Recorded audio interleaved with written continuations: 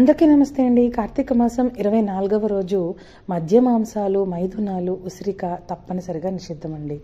ఈ మాసమంతా కూడా ఉసిరి, మధు మాంసము, మైథునము చక్కగా మనము నిషిద్ధంగా భావించి ఈ మాసమంతా కూడా దైవాన్ని స్మరిస్తూ చక్కగా దాన ధర్మాలు చేసుకోవాలి.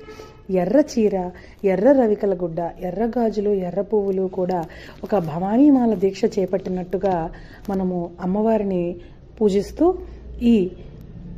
ఈ ఒక్క 24వ రోజున మాత్రం శ్రీ దుర్గాదేవిని ఎర్రటి రంగు పుష్పాలతో, ఎర్రటి చీరతో అమ్మవారిని అలంకరించి పూజించాలి.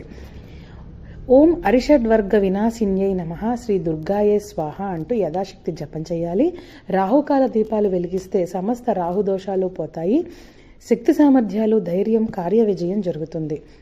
ఈ కార్తీక మాసంలో అమ్మవారిని కూడా చక్కగా పూజించిన వారికి సత్ఫలితాలు పొందుతారు అని ఎంత చెప్పినప్పుడు అసఖ్యం.